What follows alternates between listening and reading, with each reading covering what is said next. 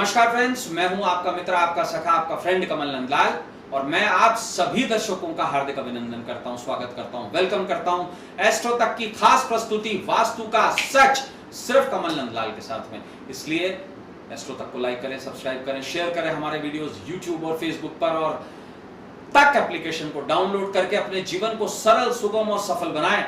तो चलिए सीधे आते हैं अपने आज के खास वास्तु के विषय पर।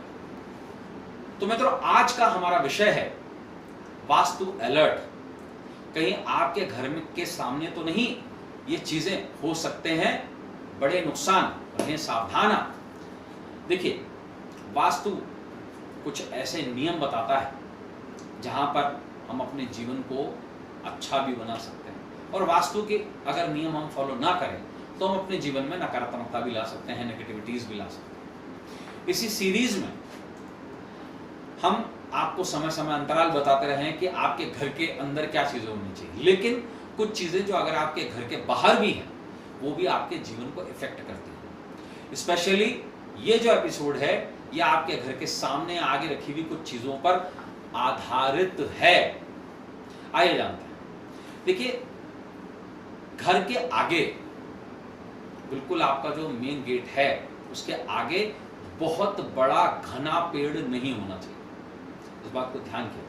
देखिए, घर में कोई भी पॉजिटिव एनर्जी या नेगेटिव एनर्जी आती है तो वो एग्जैक्टली आपके फ्रंट डोर से ही आती है, आपके मेन गेट से ही आती है।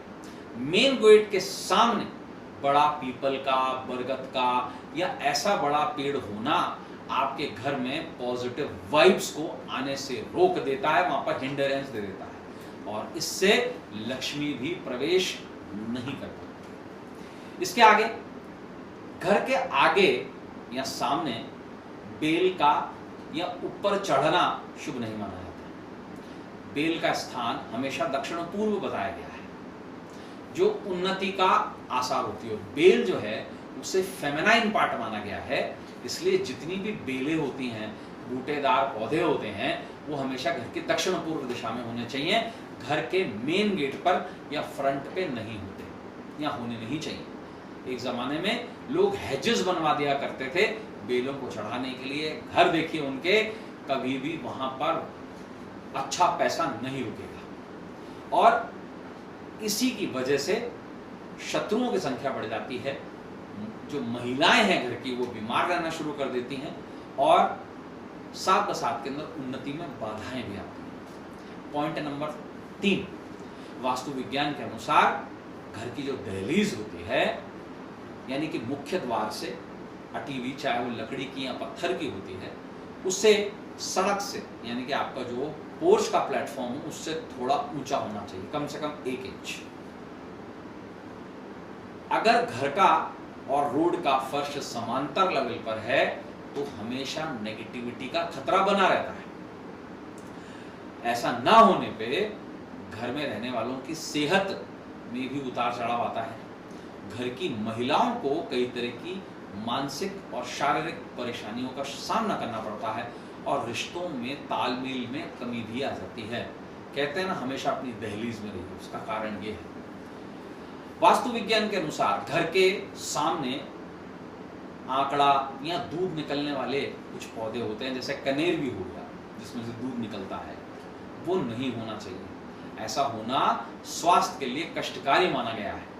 ऐसा होने से जीवन में बहुत सारे विघ्न आ जाते हैं और फ्रूट्स नहीं मिल पाते। फ्रूट्स मतलब जो हमारे फल हैं उनको वो प्राप्त नहीं होते। एक बात और ध्यान रखें, घर के सामने बहुत विशेष तौर से अगर बहुत ऊंची बिल्डिंग हो, ऐसा नहीं होना चाहिए, लेकिन आप कुछ चीज़ों को टाल नहीं सकते। ऐसे में घर में कुछ वास्तु के चेंजेस करा के भी आप घर को ठीक कर सकते हैं। एक बात को और ध्यान दिया जाए, घर के सामने पत्थर का टीला या कंकड़ पत्थर भी नहीं होने चाहिए।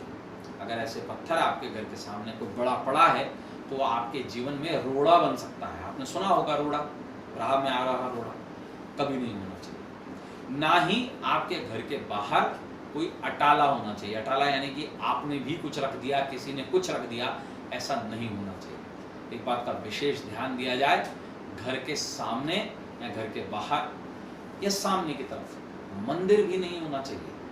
घर के बाहर अगर आपके कोई मंदिर है जिसकी छाया आपके घर पर पड़ रही है तो उससे बड़ा दुर्भाग्य कोई माना ही नहीं जाता है। तो मित्रों, आज के लिए बस इतना ही। कल वास्तु का सच में आपसे फिर मुलाकात होगी एक नए वास्तु टॉपिक के साथ में, जहां हम आपको बताएंगे वास्तु के कुछ अनसुलझे रहस्य, बताएंगे आपको कैसे वास्तु आपके जीवन को निखार सकता है और वास्तु के माध्यम से आप अपने जीवन को कैसे सरल, सुगम और सफल बना सकते हैं। तो आज के लिए बस इतना ही। कल आपसे फिर मुलाकात होगी। तब तक देखते रहें एस्ट्रो तक और अपने मित्र, अपने सखा, अपने फ्रेंड कमल नंदलाल को इजाजत दीजिए। नमस्कार।